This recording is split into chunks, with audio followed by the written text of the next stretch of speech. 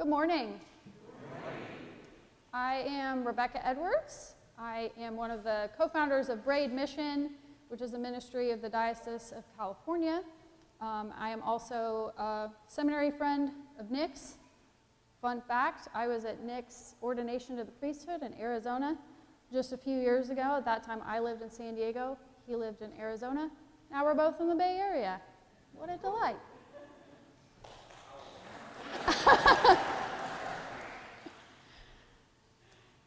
So in our gospel reading this morning, which is from your patron saint of Mark, the disciples are having this argument about who is the greatest.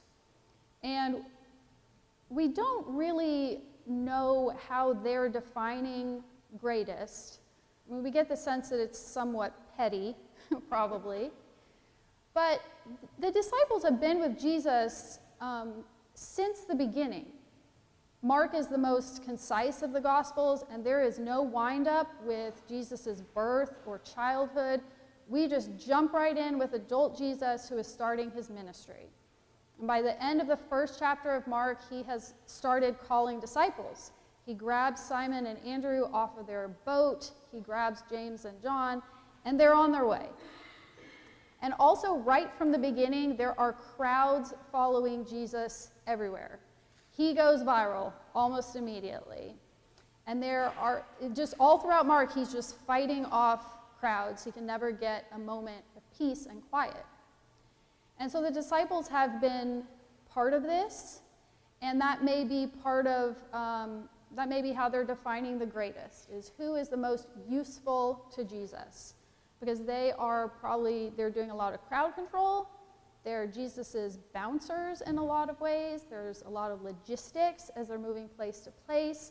They ride in boats all the time. And so I think some of these former fishermen are making that happen. So they might be just arguing over who is the most useful to this new ministry. Jesus has also given the disciples the power to cast out demons and to be healers. And they might be arguing over who is the best at that, who has done the most exorcisms. Remember, he sent them out in pairs to do that.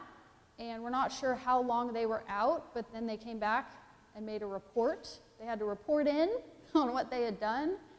And so they might be squabbling over, those tallies of how many healings they did. Or they might be arguing about who is the closest to Jesus. Is that how they would define the greatest? None of the gospel writers give us a lot of background on the disciples, except that some of them were fishermen. But this is Jesus' home territory. This is where he grew up. And I think it's pretty likely that some of these guys were his childhood friends. You know, if you were going to launch the public phase of your ministry as Savior of the world, you would probably go first to the people that know you best. And wouldn't that make more sense why those guys just jumped off their boat and came along? Because Jesus was a known quantity. But as they went through this ministry, those disciples were his inner circle. And when he would preach to these big crowds, he would then gather the disciples in private and try to explain to them what he meant. And so they might have been squabbling over, who was the closest to him and who understood him the best. And this might sound a little bit blasphemous, but I think that Jesus kind of fed this in some ways. He, in chapter 3, he had a special moment where he chose his top 12, and only those 12 got to come up the mountain with him. It kind of reminds me of like a ceremony from The Bachelorette or something. So they come up the mountain, he gives them a rose, they get to be the special ones. And then sometimes, like for the Transfiguration, there was at least one healing where he took the even smaller inner circle, just Peter, James, and John. So they really, as Jesus becomes more and more of a celebrity, it's natural that the disciples might be arguing over who is the closest to him and the most effective in his ministry. Of course, he overhears this and sits them down and, as usual, gives them an answer that they don't understand. And we're still trying to interpret it 2,000 years later, because that's how Jesus rolled. But he doesn't talk about being the greatest in any of the ways that they've been probably arguing about it. He instead draws this child from this home that they're in. I hope it's a child that Jesus already had a relationship with. It'd be very awkward. But he says this is what it means to be the greatest, is to be the least. I'm just going to leave them there for a minute in that confusion and talk about something else entirely. Don't worry, we're going to come back. I have not lost the plot. I just don't know how to make a good transition here. So this week I've been thinking, as I was preparing to come be with you all today, I've been thinking a lot about my aunt. Her name was Charlotte. She was one of my mother's 5 siblings. She went by car. And I've been thinking about her because for most of my childhood, she lived right up the road in Redwood City. And my family lived in Tennessee. So we were very far away. We rarely came to California. She only came to Tennessee a few times. But she was a huge presence in my childhood. And a lot of that was because she really made an effort to call and talk to us on the phone. This is way back in the 1900s when you had to pay by the minute to talk long distance. And, remember when 10 cents was a really good rate? My mom, when we were talking on the phone, was always, checking the time. Aunt Carr did not care about that. She would call, and she made time to talk to my mom, and she made time to talk to me, and she made time to talk to my sister, and we each had our special time, and she didn't care how long it was, and she wanted to hear about all the dumb little stuff we'd been doing. She wanted to hear about what happened on the playground that week, and she wanted to hear about our cats and our activities, and it never felt like anything was off limits. Nothing was boring. She also sent us lots of cards and letters, and she sent the most amazing presents.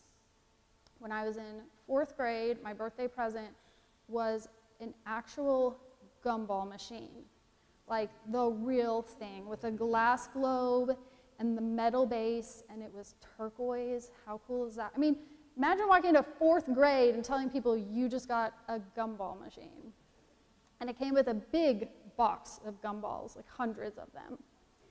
And remember, this is way before Amazon. Aunt Carr bought this in a store and mailed it to Tennessee. It must have weighed 20 pounds.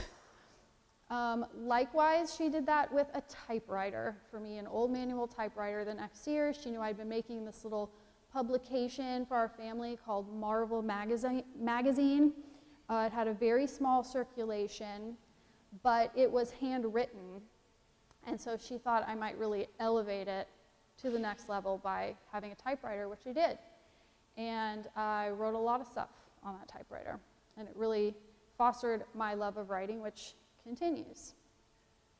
But it wasn't the size of the presents. I mean, that was really cool when you got that big box that had just dozens of stamps on the top of it.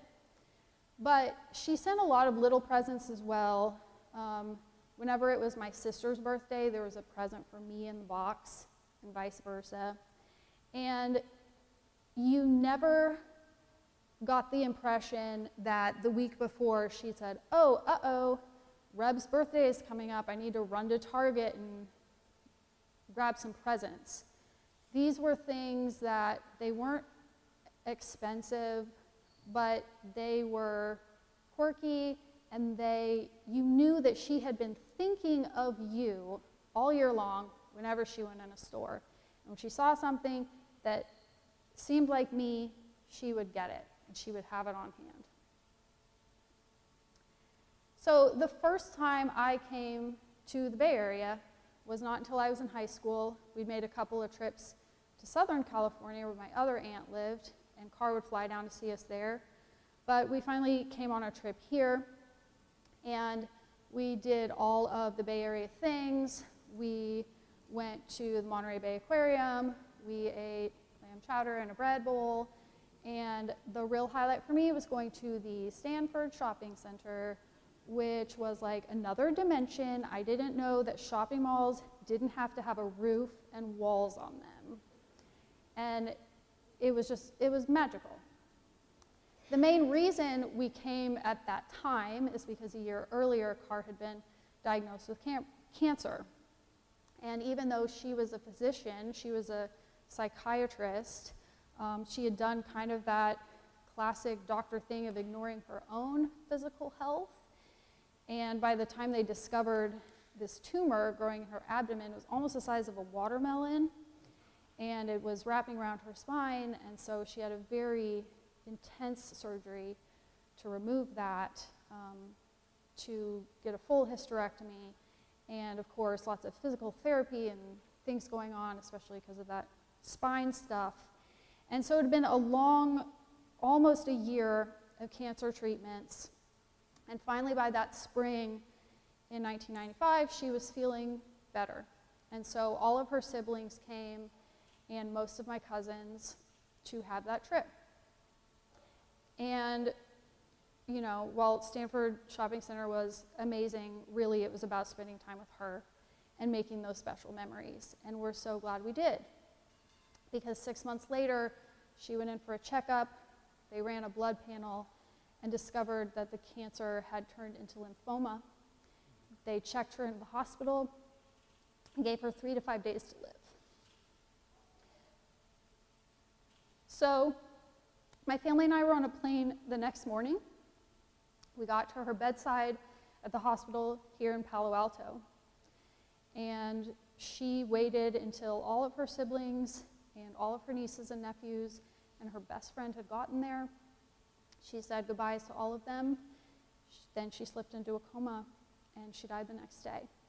She made it through barely 2 days after that diagnosis.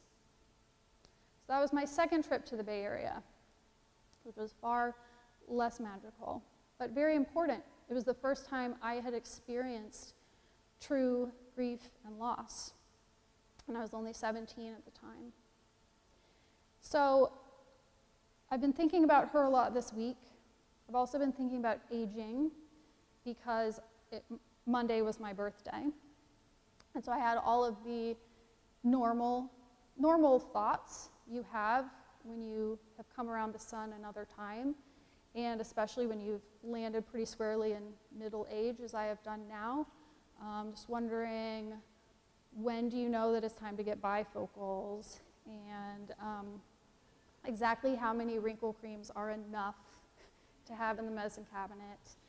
And also the bigger existential things, right? Like, what have I done with my life? Have I done enough of the things that I enjoy, that I care about, that make a difference to other people? And what have I not done?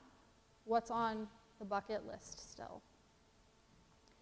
This birthday was extra poignant because when my Aunt Carr died, it was 4 days after her 46th birthday. So she was born on October 12th, she died on October 16th, and it's always all kind of wrapped up together. We come around to that time of the year. And yesterday happened to be the day that I was 46 and 5 days old. So I had officially outlived her by 1 day, which all those years ago when she died, I thought sounded so far in the future. And here it was. It kind of snuck up on me. And it also happened to be the day that I was driving down here to be with you all, which was not even on my radar when I was arranging dates with Nick. But I live pretty far north now. I live in Fairfield. My aunt is buried in Skylawn Memorial Park, which is right off of Highway 92 on the way to Half Moon Bay. And I used to get down there a few times a year, and now it's pretty rare. So there I was yesterday on this significant day, driving right by, so of course I stopped. And just had a moment there in that spot that's so significant to my family, and feeling all of those really mixed up feelings of grief, of guilt that I get to have these days ahead of me that she didn't have, and of course gratitude for that as well. So that was all swirling up in me this week. In the midst of that, trying to find this in my pocket, I listened to a podcast with the New Testament scholar Richard Hayes, who has written a lot of good stuff. And embedded in this long interview was a quote of his that was from an article he had actually written about aging, so it was very on point. And what he said was this: as people face death with the expectation that your story, like Jesus, will continue in the life of the resurrection, that confidence is not a natural fruit or reward of aging itself, but it's the consequence of practice. I'm going to say it again. As people face death with the expectation that your story, like Jesus, will continue in the life of the resurrection, that confidence is not a natural fruit or reward of aging itself, but it's the consequence of practice.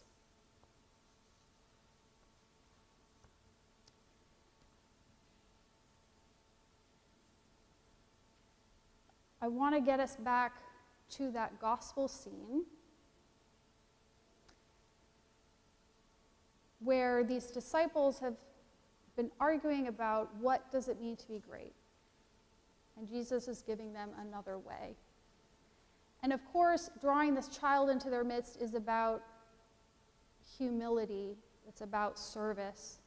It's about being a servant of other people. But I think in some ways he's also talking about this greatness as being what it means to live on in that resurrection.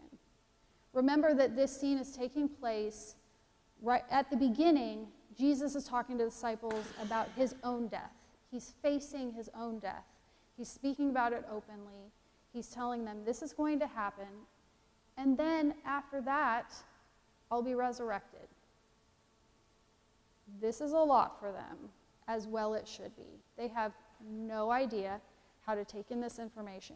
They have no idea how to process it. They don't even know how to ask him questions about it. But that is the context in which he then turns to saying, hey, what were you arguing about while we were walking over? What does it mean to be the greatest?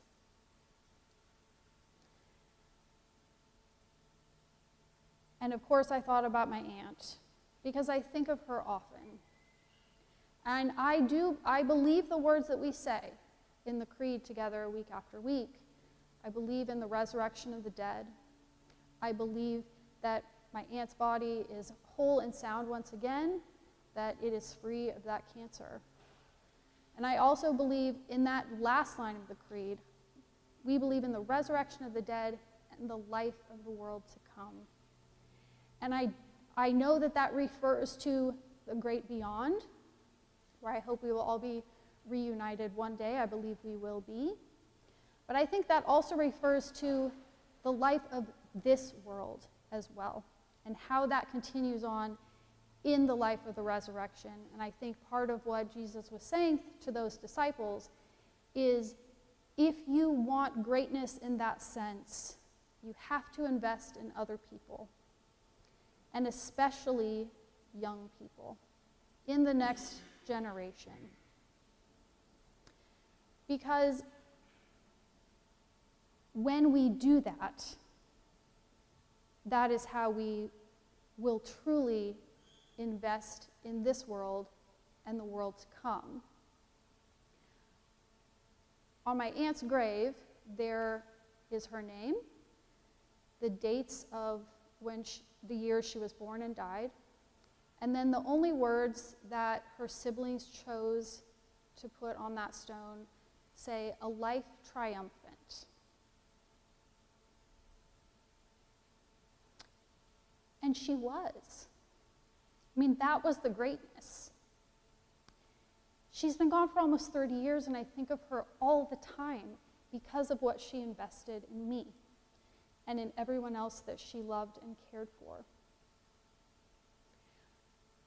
I heard another interview this week with the children's book author Kate DiCamillo, who's been very prolific. She's won the Newbery Medal twice and has written just beautiful books for children that are also, if you need an easy, uplifting read, I recommend them.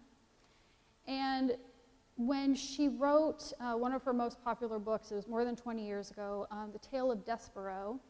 It's about a little heroic mouse who goes on an adventure and does great heroic stuff. And she said that when that book came out, she had all of these interviewers asking her, "Why are there so many children's books about mice?" And she said she just laughed. And she said, "Are you kidding? That's how children feel all the time. They feel small. They feel like they're unimportant. They're even made to feel like a pest." And so children click right in to stories about mice. But, she said, when we do the opposite, when we make them feel the opposite of that, when we make them feel seen, when we make them feel special, when we make them feel important, they will never forget that in the way that I will never forget the influence that my aunt had upon me. And I hope that you're thinking of people in your life who have had the same effect on you. And those children will grow up to be adults who will do the same thing for others, who will pay it forward. And that is the life of the world to come. That is continuing on in resurrection here in this life. And that's what we're all about at Braid Mission. I'll talk more about, what we do at the forum. But we work with young people who are in foster care or kinship care, or some of them have been reunited with a bio parent. A lot of them live with a relative. Some of them have been adopted. But they all carry that same essential trauma of having a significant period of time in their childhood where the people who brought them into the world are not able to care for them. And worse, may have harmed them or abandoned them. And that is a huge burden for a child to carry. And we now know from a lot of good research on neuroscience that our brains, especially in childhood, form around the experiences we have had.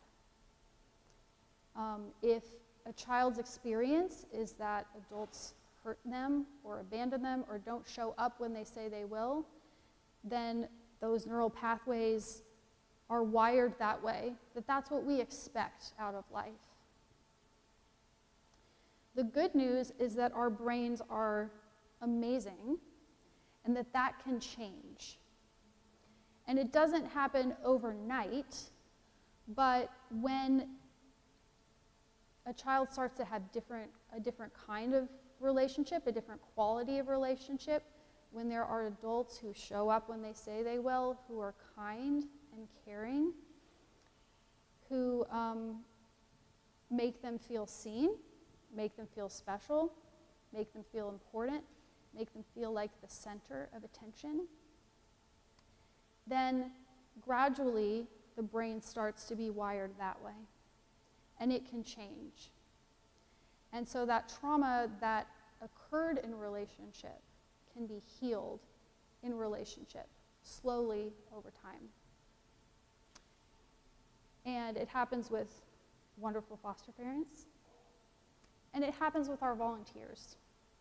So what we do is we draw volunteers into teams to support a young person long term. We ask for a commitment of a year, and that those volunteers show up for an hour a week to build that trust and to make that child feel important. And in 10 years, we have had almost 300 people who have made that commitment to over 70 youth. So I will talk more about that at the forum, but I am assigning you homework, which I can do because I'm a guest. I hope that you will continue to think about the people who have invested in you, who have made you who you are, and I hope you'll share that with someone at coffee hour. Tell someone about your special person. And I hope you will think about how you can pay that forward, how you can build the life of the world to come here and now, and how you are already doing that. We'd love for you to join us in that work at Braid, but there are all kinds of ways that I know you are already doing that and could be doing that more. So I invite you to ponder that in your heart and take that little bit of resurrection on with you this week. Amen.